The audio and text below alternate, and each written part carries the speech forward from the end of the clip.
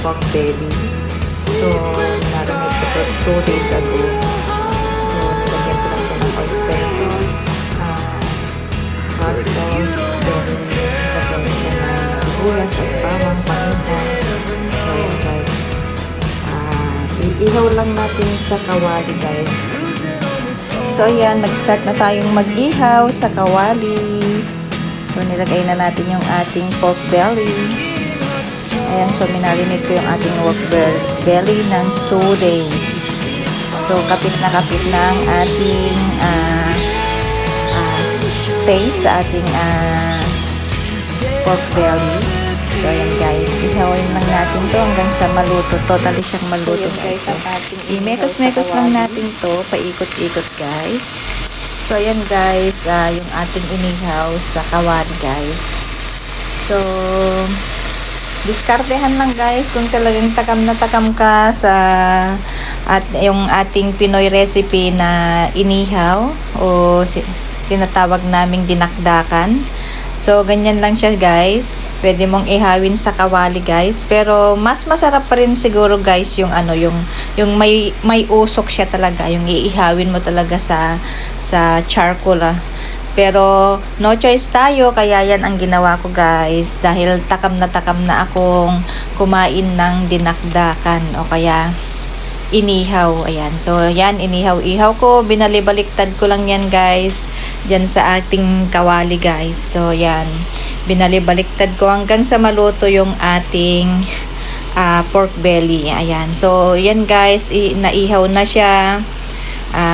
Balibaliktarin ko lang. So, inihaw ko pa yan ng another 3 minutes guys. Hanggang sa maluto talaga yung ating pork belly guys. So, ayan. Binalibaliktad ko ang ating pork belly. Ayan. So, yan guys, minarinate ko yan ng 2 days na guys. 2 days ago. Yan. So, ayan, naluto na guys. At ayan na guys, i-transfer na natin sa ating plato.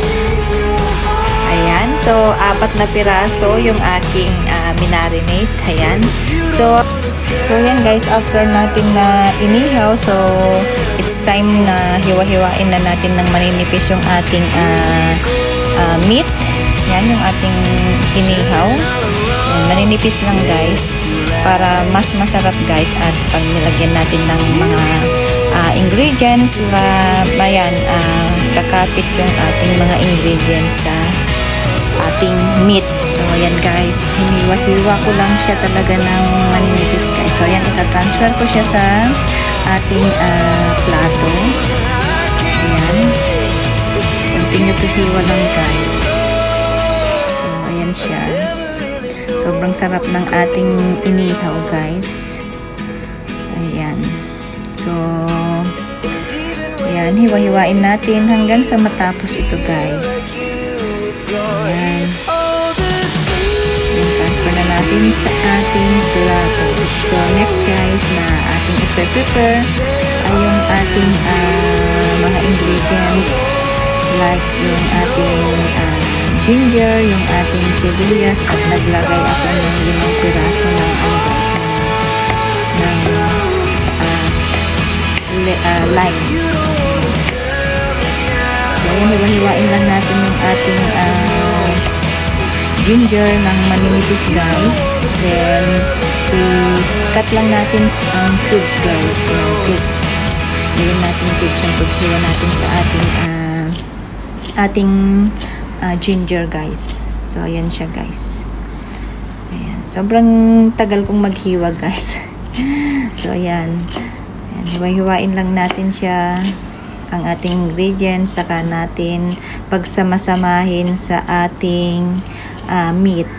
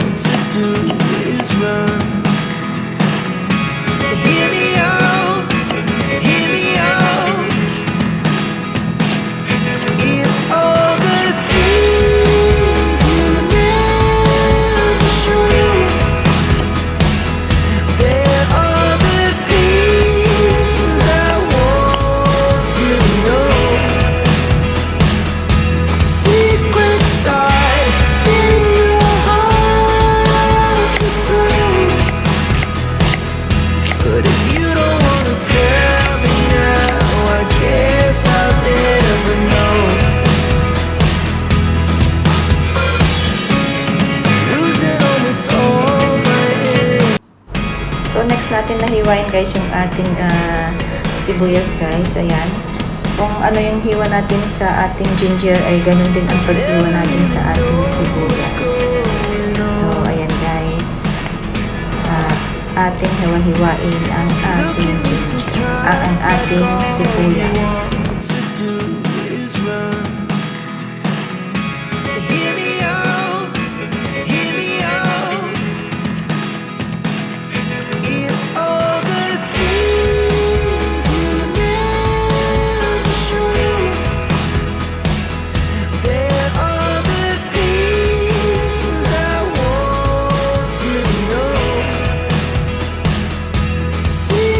At ayan guys, hiwain na natin yung ating lime.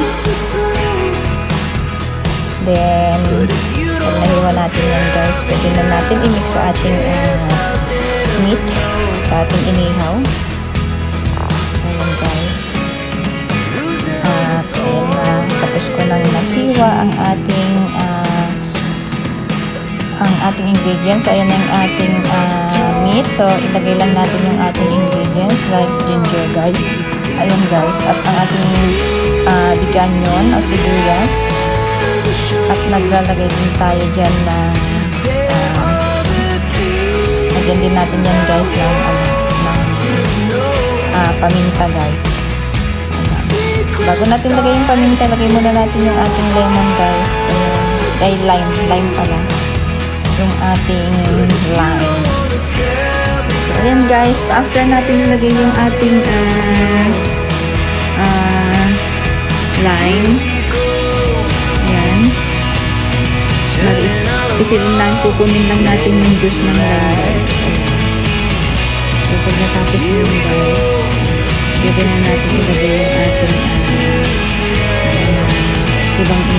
ibang seasoning guys, para yung panlasa natin sa ilagay natin na panlasa sa ating pero konti lang yung ilalagay natin guys na panlasa, kasi nga yung ating inihaw ay na-marinate na siya for 2 days and then malasa na yung ating meat.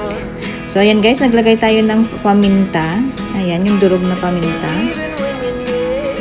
Ayan guys. And then maglalagay tayo dyan ng konting suka din guys. Ayan, naglagay ako ng 1 tablespoon na suka guys. And then yung last nilalagay natin guys is maglagay tayo ng asin. Ayan, halu-haluin natin guys. And then lagyan natin yan ng konting asin. But if you don't wanna tell me now, I guess I'll never know. But if you don't wanna tell me now, I guess I'll never know.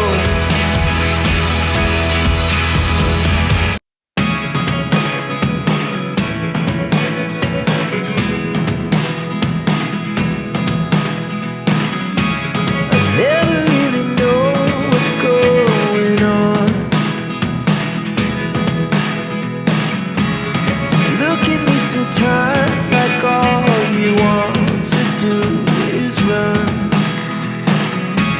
Hear me out, hear me out. It's all the things. So ayan na nga guys, naglagay na tayo ng mayonnaise guys, another pampalasa sa ating pero konti lang yung ilalagay natin mayonnaise guys, para hindi umay yung ating dinakdakan guys. Ang tinatawag namin dinakdakan guys. Ito simple lang yung ating dinakdakan guys. Ayan, meat lang yung ating ginamit, yung pork belly lang guys. So ayan guys, ang ating dinakdakan.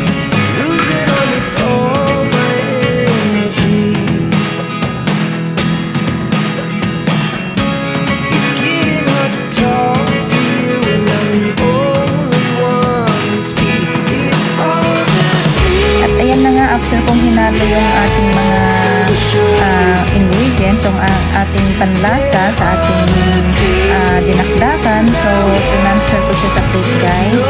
Ayan, para mas magandang tignan. Transfer ko lang siya guys. So ayan na yung kinalabasan ng ating dinakdakan guys. sa inyo guys kung lagyan niyo siya ng liver guys. Pero ako guys, hindi ako naglagay ng liver. Mas masarap siya kung may kasama siyang liver guys. Pero ako kasi simple lang guys at walang plano yung ating pagluto ng ating dinakdakan. So, ayun lang talaga yung ating nilagay guys. Yung ating pork belly lang guys. So, maraming salamat sa inyo guys sa inyong pagsuporta at panonood. So, ayun na guys ang ating dinakdakan. So, meron pa tayong ilalagay dyan guys. At maglalagay tayo dyan sa huli guys. Maglalagay tayo dyan ng siling labuyo guys. Chili padi. Sinasabi nila. Mas masarap ang medyo maanghang-anghang guys na dinakdakan. So, ayan guys, naglalagay na ako ng sili sa ating dinakdakan. Ayan. So, dalawang sili lang yung nilagay ko dyan guys. So, siniwa-hiwa ko siya ng maliliit guys para malasahan natin yung anghang ng ating dinakdakan. So, ayan guys, pwede na natin i-serve ang ating dinakdakan at ready na tayo sa only rice. So, ayan, mapapa-only rice ka guys sa ating dinakdakan. Napakasarap guys. Pwede na natin tikman at i-serve guys. So, maraming salamat sa inyong panonood at please subscribe, like, share to my YouTube channel. Adis Kitchen Barat.